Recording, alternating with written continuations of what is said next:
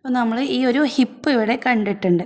Hip നമ്മൾ അളവെടുത്ത് കഴിഞ്ഞാൽ ഈ ഒരു ആം ഹോളിൻ്റെ ഈ ഒരു ഭാഗവും ഹിപ്പും തമ്മിലുള്ള അകലം നോക്കുക.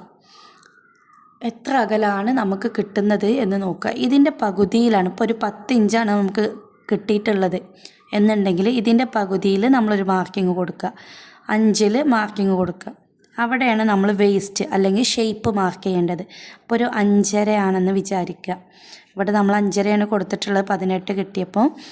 അപ്പോൾ ഹിപ്പ് ടു നമ്മളുടെ ആം ഹോള് വരെയുള്ളതാണ് നമ്മളുടെ ഷേപ്പ് കാണാനുള്ള അല്ലെങ്കിൽ വേസ്റ്റ് കാണാനുള്ള മാർഗം എന്ന് പറയുന്നത്. അപ്പോൾ ഇതിൻ്റെ രണ്ടിൻ്റെ സെൻറ്ററാണ് നമുക്ക് ഷേപ്പായിട്ട് വരിക.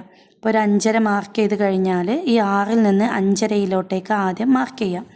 വീണ്ടും ഈ ഹിപ്പ് 6 മാർക്ക് ചെയ്യാം. അതുപോലെ തന്നെ 1 ഇഞ്ച് നമ്മൾ ഇവിടെയും കൊടുക്കണം, തയ്യൽ തുമ്പ് 1 ഇഞ്ചിനെയും മാർക്ക് ചെയ്ത് കൊടുത്തു. ഇനി നമ്മൾ ചെയ്യേണ്ടത് ഈ ഒരു 6 ഇഞ്ചിനെ നേരെ താഴേക്ക്, നമ്മളുടെ ഫുൾ ലെങ്ത്ത് ഇവിടെയാണ് കിടക്കുന്നത്, താഴേക്ക് മാർക്ക് ചെയ്ത് കൊടുത്ത് +4+1. ഈ 4 എന്ന് പറഞ്ഞത് ലൂസാണ്, നമുക്ക് ഫ്ലയറായി നിൽക്കാൻ, എലൈൻ ഫ്രോക്ക് ഫ്ലയറായി നിൽക്കാനുള്ള അളവാണ് 4 എന്ന് പറയുന്നത്.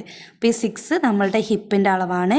ഹിപ്പിൻ്റെ സെയിം അളവ് ഇവിടെ മാർക്ക് ചെയ്ത് കൊടുത്തു, +4 മാർക്ക് ചെയ്ത് കൊടുത്തു, +1 എന്ന് പറയുന്നത് തയ്യൽ തുമ്പാണ്.